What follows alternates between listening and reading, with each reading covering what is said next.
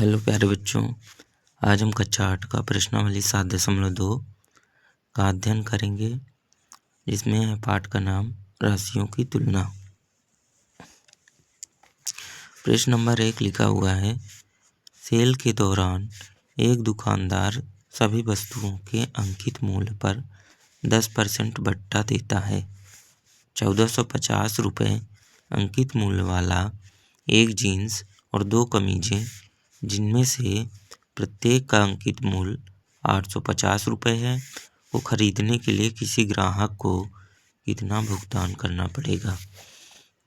चलिए प्रश्नों को समझते हैं। क्या कहता है, सेल लगी हुई है दुकान में और दुकानदार क्या कर रहा है, दुकान वाला 10% अंकित मूल्य पर, जितना मतलब रेट छापा है उसमें 10% की छूट दे रहा है हर सामान में। ठीक है, तो 1450 रुपये अंकित मूल्य वाला एक जीन्स और 2 कमीज का अंकित मूल्य 850 है, को खरीदने के लिए ग्राहक को कितना भुगतान करना पड़ेगा।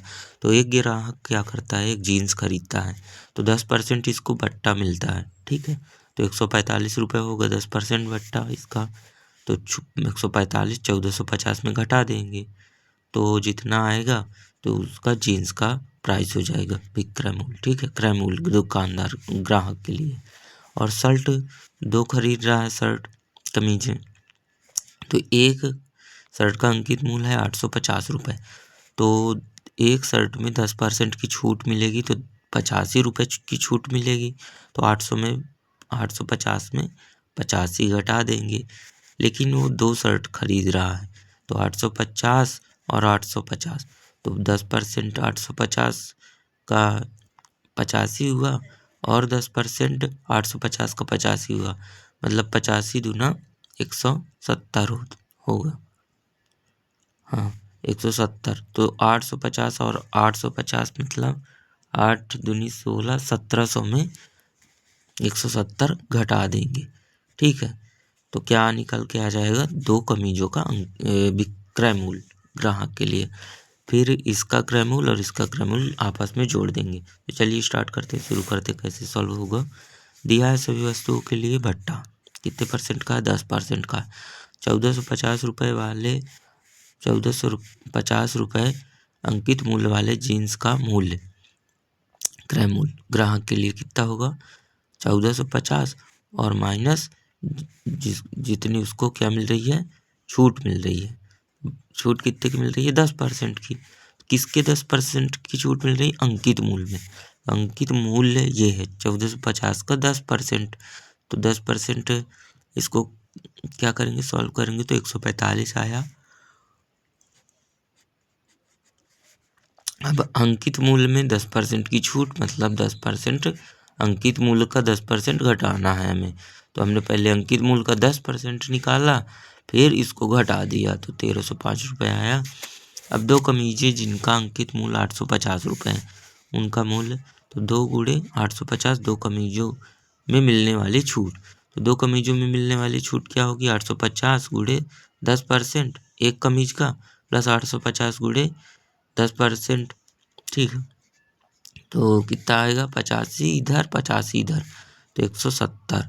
अब 1700 में क्या करेंगे, 170 घटाएंगे तो 1530 आएगा, तो लिख देंगे लास्ट में। अतः ग्राहक को 2 कमीजों तथा एक जीन्स खरीदने के लिए राशि खर्च करनी पड़ेगी 1305 धन 1530 रुपये, मतलब 2835 रुपये। अतः ग्राहक को 2 कमीजें तथा एक जीन्स खरीदने के लिए ग्राहक को 2 कमीजें तथा एक जीन्स खरीदने के लिए खर्चे की गई राशि या कुल राशि खर्च करनी पड़ेगी कितनी, 2835। 1305 धन 1530, 2835 रुपये खर्च करना पड़ेगा। चलो हम सेकंड नंबर क्वेश्चन देखते हैं। लिखा है, एक टेलीविज़न का मूल्य 13,000 रुपये है। इस पर 12% की दर से बिक्री कर वसूला जाता है। यदि विनोद इस टेलीविज़न को खरीदे तो उसके द्वारा भुगतान की जाने वाली राशि ज्ञात कीजिए। तो लिखेंगे प्रश्नानुसार टेलीविज़न का मूल्य, टेलीविज़न का मूल्य कितना दिया है, 13,000 रुपये। ये वास्तविक मूल्य है टेलीविज़न का। ठीक है, इतना टेलीविज़न का वास्तविक मूल्य। इस पर 12% की दर से बिक्री कर वसूला जाता है। तो क्या होगा, इसी का 12% बिक्री कर भी इसमें ऐड करना है हमें। तो 12% हम 13,000 का निकालेंगे और 13,000 में उसी को जोड़ देंगे। तो टोटल हमें आ जाएगा कि अब कर सहित मूल्य कितना होगा ग्राहक के लिए, विनोद के लिए। ठीक है, तो प्रश्नानुसार लिखेंगे टेलीविजन का मूल्य 13,000 रुपये, बिक्री कर 12%। तो 12% बराबर कितना हो जाएगा, 13,000 गुणे 12/100। तो 00 कटा, 13 को गुणा करेंगे 12 में तो 1560 रुपये आएगा। 12 तिहाई 36, 3 आया, 12 कम 12 3 15, 1560 रुपये आ गया। तो इसीलिए टेलीविजन का बिक्री कर सहित विक्रय मूल्य कितना होगा, 13,000 प्लस 1560 तो 14,560 रुपये।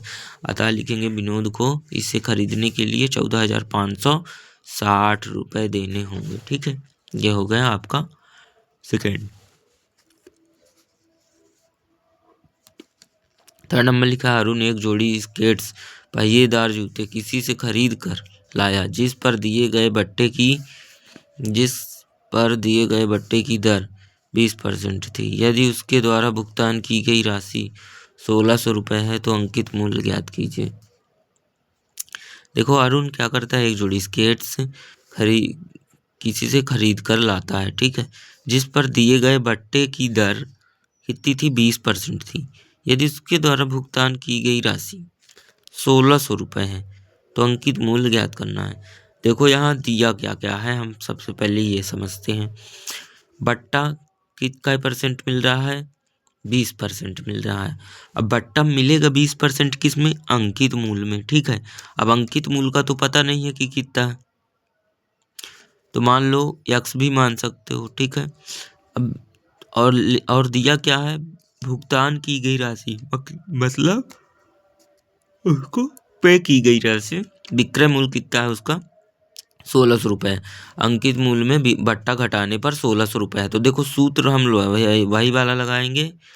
ठीक है, लेकिन क्या करेंगे, इसका मान नहीं दिया तो इसका मान ना लिखेंगे, यक्स लिख देंगे बस। ठीक है, चलिए देखते हैं।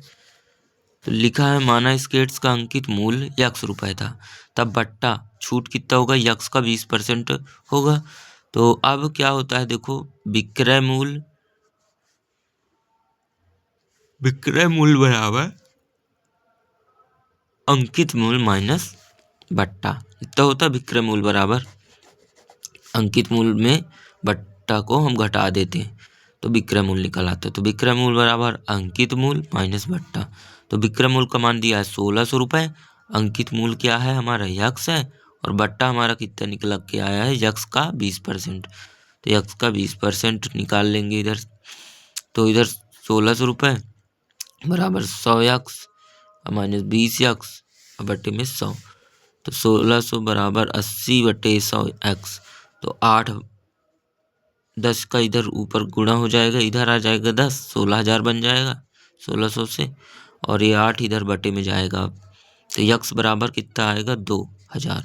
अब चूंकि यक्स अंकित मूल्य है और एक्स 2,000 रुपये, अतः स्केट्स का अंकित मूल्य 2,000 रुपये। हाँ, और उसको 400 की छूट मिल गई, 20% बट्टा की, 4 पंचे 20, 20 पंचे 100। अब चूंकि यक्स अंकित मूल्य है और यक्स बराबर कितना निकल के आया है, 2,000 रुपये आता है। स्केट्स का अंकित मूल्य कितना होगा, 2,000 रुपीज ओनली। चलिए फोर्थ नंबर समझते हैं। मैंने एक हेयर ड्रायर 8% बैट सहित 5,400 रुपये में खरीदा। बैट को जोड़ने से पहले उसका मूल्य क्या था। लिखा है, चूंकि हम जानते हैं अंकित मूल्य बराबर वस्तु का मूल्य प्लस GST बैट, तो 5,400 रुपये बराबर एक्स माना, वस्तु का मूल्य क्या है, एक्स माना, और GST क्या है, एक्स का 8%। देखो, एक बार सवाल समझते हैं। मैंने एक हेयर ड्रायर 8% बैट सहित 5,400 रुपये में खरीदा। तो यहाँ दिया क्या क्या है, बैट को जोड़ने से पहले उसका मूल्य ज्ञात कीजिए। यहाँ दिया क्या क्या है, वास्तविक मूल्य नहीं दिया है इधर। मैंने एक हेयर ड्रायर 8% बैट सहित 5,400 रुपये में खरीदा, तो वास्तविक मूल्य नहीं दिया है। इधर क्या दिया है, अंकित मूल्य दिया है या फिर विक्रय मूल्य कितने में बिक्री कर रहा है, तो कर सहित विक्रय मूल्य दिया है। ठीक है, तो 5400 रुपये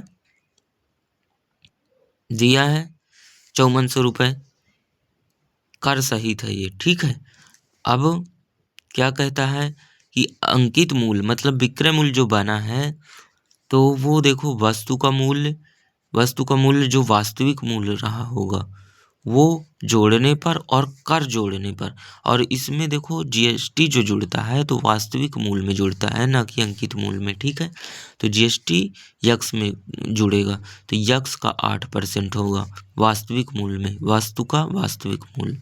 तो वस्तु का वास्तविक मूल्य हमें नहीं पता है, यही लिखा है कि वैट जोड़ने से पहले उसका मूल्य क्या था, तो वैट जोड़ने से पहले उसका मूल्य ये है, यक्स माना है हमने। तो यक्स धन एक्स गुणे 8/100, तो 108 आएगा इधर, 100 धन 8x/100, तो इधर कितना आएगा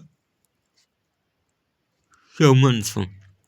तो 100 का गुणा होगा 54 में, तो 54 ये कितना आएगा 5,40,000/108, तो बराबर में एक्स में आएगा कितना, देखो 54 दूना 108 इंटू कितना है 1 आएगा, और 2 पंचे ये 2 पंचे 10, तो कितना आया 5,000 रुपये, कितना 5,000 रुपये। अतः ड्रेयर का वास्तविक मूल्य कितना होगा 5,000 रुपये। इसको अच्छी तरह से दोबारा समझ लेना है बैक करके कि देखो अंकित मूल्य जो है या फिर विक्रय मूल्य वैट जोड़ने के बाद वास्तविक मूल्य में वस्तु के दिया है 5400 रुपये, वास्तविक मूल्य नहीं दिया तो यक्स मान लिया।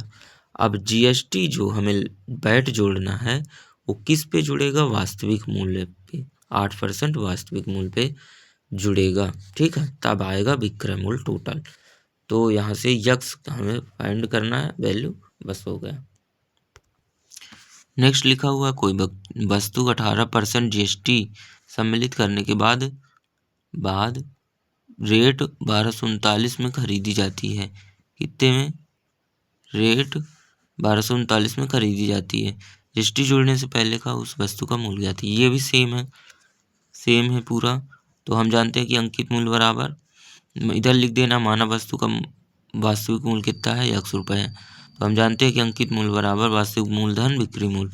तो 1239 बराबर क्या लिखेंगे, यक्स वास्तविक मूल्य, और वास्तविक मूल्य का है 18% जीएसटी, तो इधर से कितना आएगा 18x।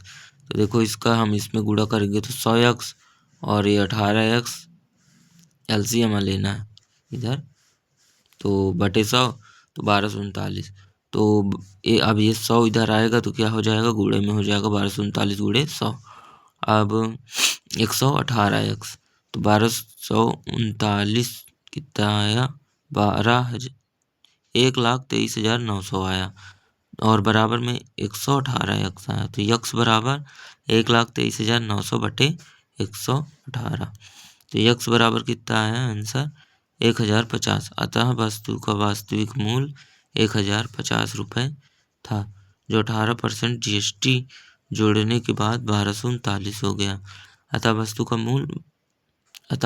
वास्तविक मूल्य, अतः वस्तु का लिख सकते हैं कि वास्तविक मूल्य 1,050 रुपये था, जो 18% जीएसटी जोड़ने के बाद 1239 हो गया। ये आपका 7.2 समाप्त हुआ, और अब मिलेंगे आपसे 7.3 में। तब तक के लिए बाय बाय, टाटा। यदि आपने पहले की वीडियोज़ नहीं देखी तो आप जाकर चैनल पे देख सकते हो। Thank you very much.